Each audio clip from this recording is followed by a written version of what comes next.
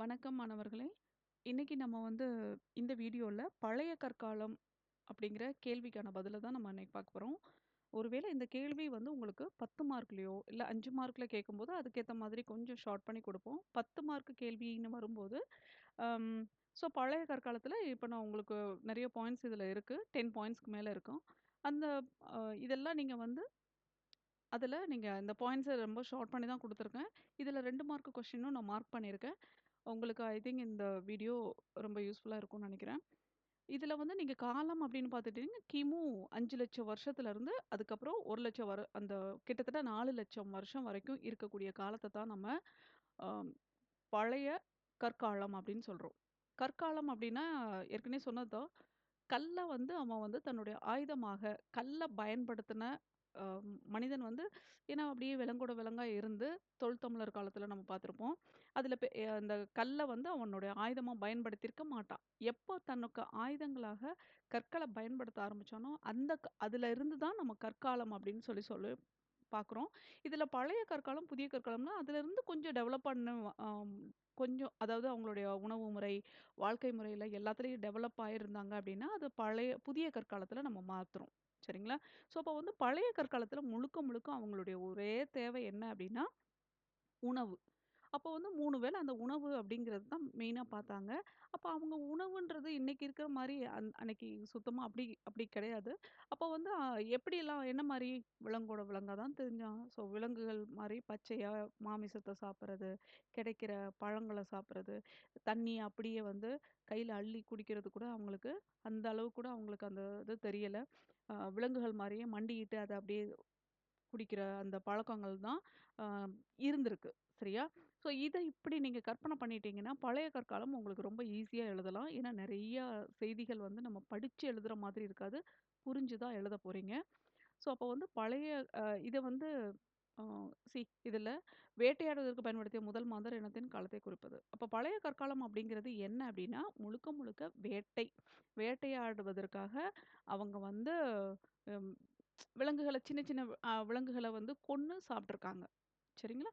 அடுத்தது வந்து இவங்க எப்படி இருந்திருக்காங்க, தோற்றத்துல எப்படி இருந்தாங்க அப்படின்னு சொன்னா, அ குரங்குகள் மாதிரி தான் இருந்திருக்காங்க. பெரிய முகம் மாற்றங்கள் அந்த பழைய கற்காலத்து மனிதனுக்கிட்ட இல்ல. சரிங்களா? ஸோ இது வந்து 2வது பாயிண்ட்டா நீங்க எடுத்து வச்சுக்கணும்.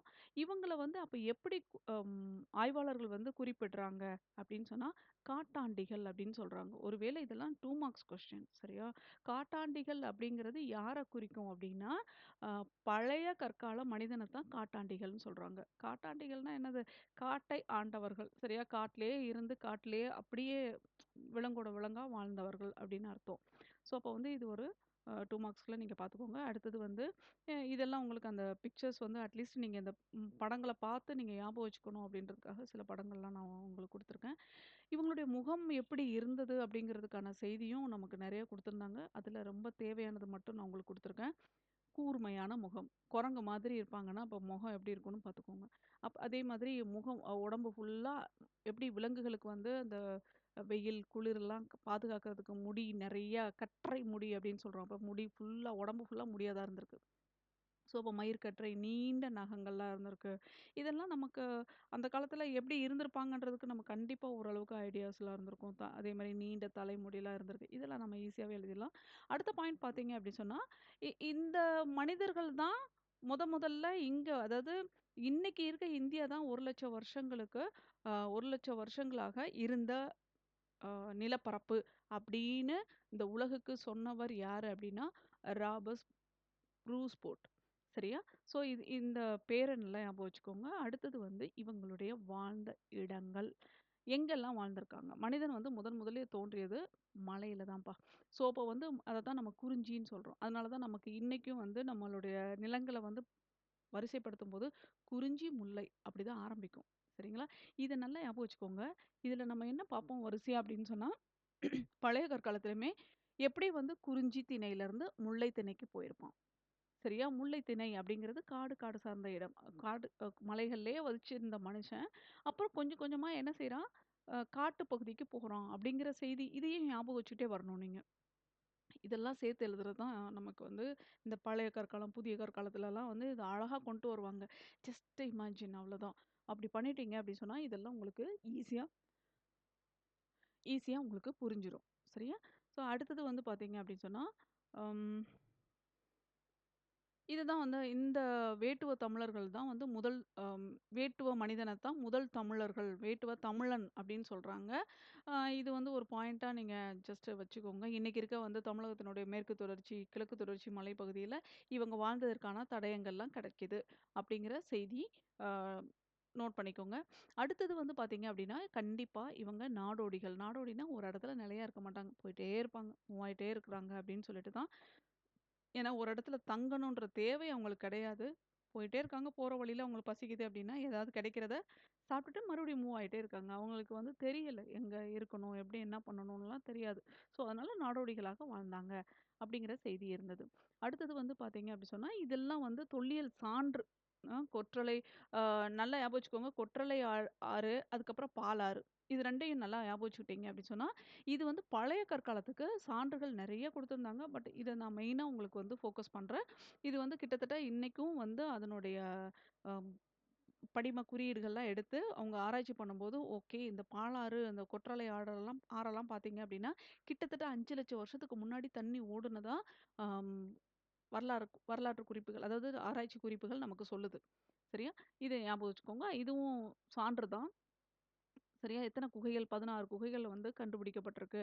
அப்படிங்கிறதெல்லாம் ஞாபகம் வச்சுக்கலாம். அதுக்கடுத்து வந்து இவங்களுடைய ஆயுதம்.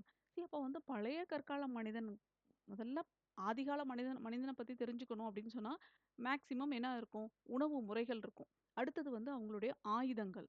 அடுத்தது அவங்களுடைய உடை. அதுக்கப்புறம் அவங்களுடைய இருப்பிடம். எங்கெல்லாம் வாழ்ந்தாங்க. அதுக்கப்புறம் அவங்க வந்து அவங்களுடைய வேலை என்ன? தொழில் மெயினா அவங்க என்ன பண்ணிட்டு இருந்தாங்க? இந்த 5 செய்திகளுக்குள்ள தான் நம்ம வந்து அ அதிகமா நம்ம வந்து பார்க்கக்கூடிய செய்திகள் இந்த 5 சார்ந்து தான் இருக்கும். சரியா? அப்போ வந்து இவங்களுடைய ஆயுதங்கள் என்னவா இருந்தது அப்டின்னா, கை கோடாரி வச்சிருந்தாங்க. சின்னதா கல்லுலயே இருந்த கோடாரி வச்சிருக்காங்க. அதுக்கப்புறம் வந்து இதய வடிவிலான கை கோடாரி இருந்திருக்கு. கத்தி இருந்திருக்கு. சரியா? இது எல்லாமே கல்லுல தான் செஞ்சதா இருந்திருக்கு. கூர்முனை கருவிகள்லாம் இருந்திருக்கு. Sharp points. இந்த உங்களுக்கு கீழ குடுத்துருப்போம். இங்க பாருங்க. இதுக்கப்புறம் இந்த கீழலாம் இங்கலாம் இருக்கும். இதெல்லாம் வந்து அ ஜஸ்ட் நம்ம தெரிஞ்சுக்கிறதுக்காக இந்த இதெல்லாம் பழைய கற்காலத்துல இருந்துச்சா அப்டின்னா, இல்ல. பட் நமக்கு அத தெரிஞ்சுக்கிறதுக்காக. இந்த கைக்கோடாரி அப்படிங்கிறது இந்த மாரி சின்னதா இருக்கிறது. அதுக்கடுத்து வந்து இதெல்லாம் ஆ இப்ப இன்னைக்கு இருக்க அந்த இடங்களுடைய பேர்கள்லாம் குடுத்துருக்காங்க. இந்த கருவிகள்லாம் கிடைச்ச இடங்களாக. அதெல்லாம் கொஞ்சம் பார்த்துக்கோங்க.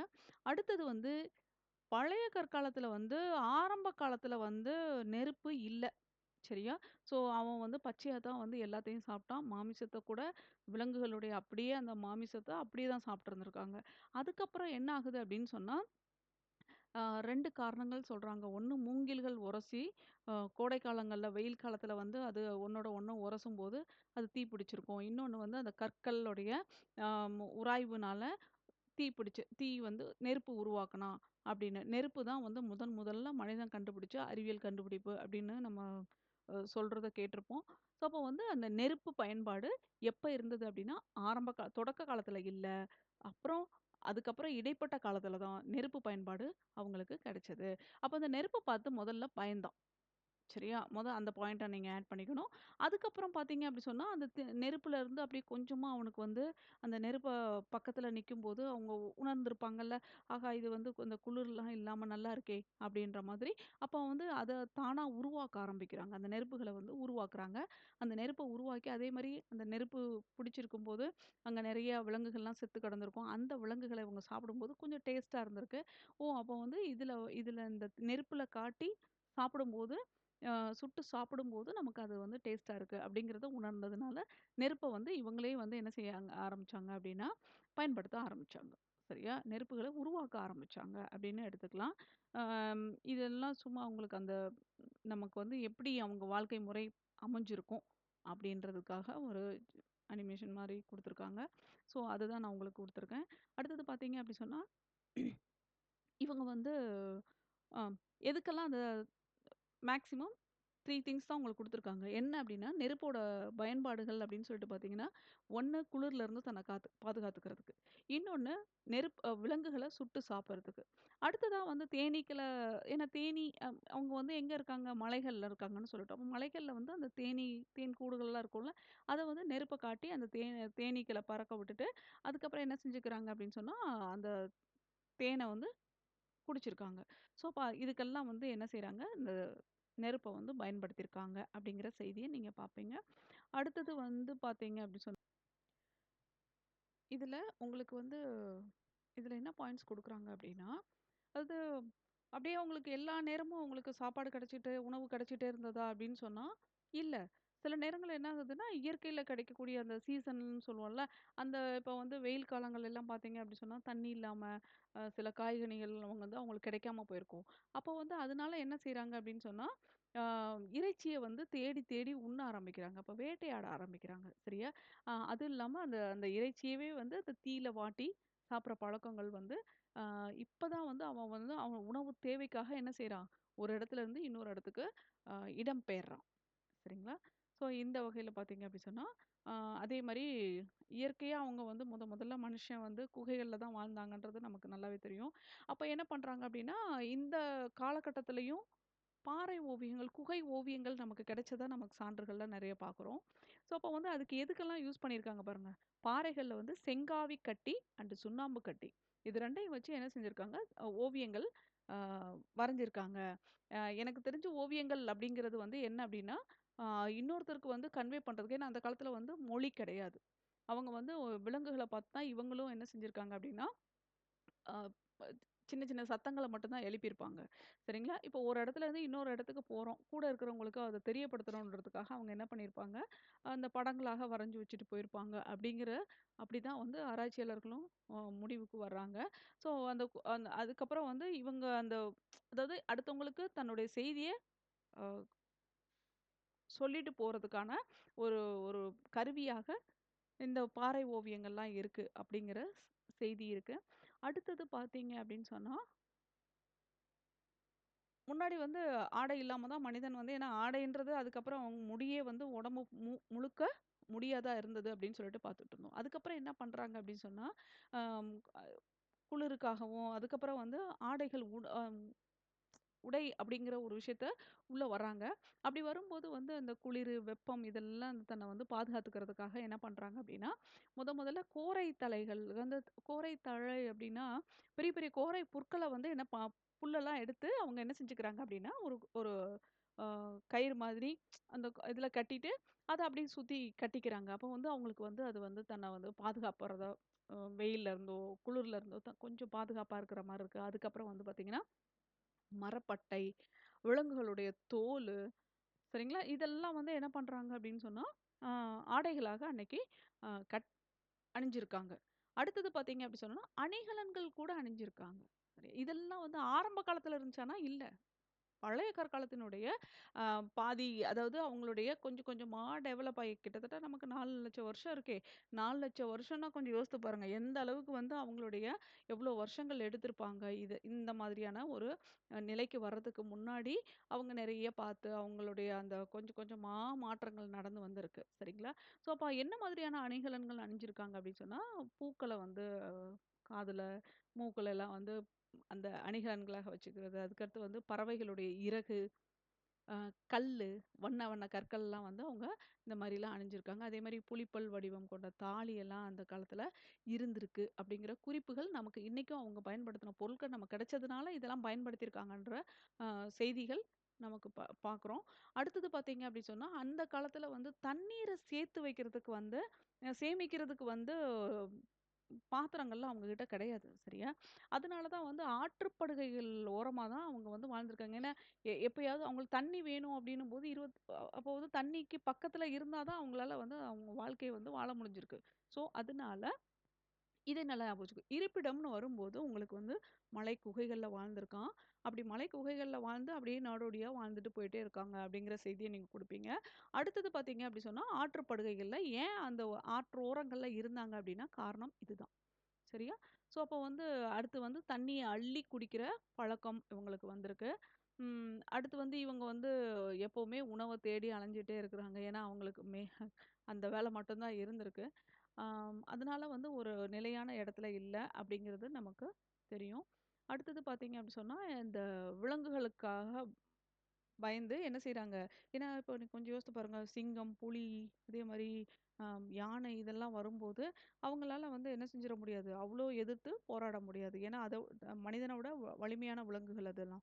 அதனால என்ன பண்றாங்கன்னா, அதுகிட்ட இருந்து தன்னை பாதுகாத்துக்கிறதுக்காக என்ன பண்றாங்க, பெரிய பெரிய மரங்கள்ல ஒரு ஊஞ்சல் மாரி தொட்டில் கட்டி, அதுல வந்து அப்படியே நைட்டெல்லாம் தொங்கிட்டே தூங்கியிருக்காங்க அப்படிங்கிற செய்தியெல்லாம் அ நமக்கு கிடைக்குது. ஸோ, அப்போ வந்து மலை குகைகளால் இதெல்லாம் இவ்வளோதான்ப்பா. ஸோ, அப்போ வந்து நீங்க வந்து பழைய கற்காலம் அப்படிங்கிறது ரொம்ப சிம்பிளா தான் இருக்கும்.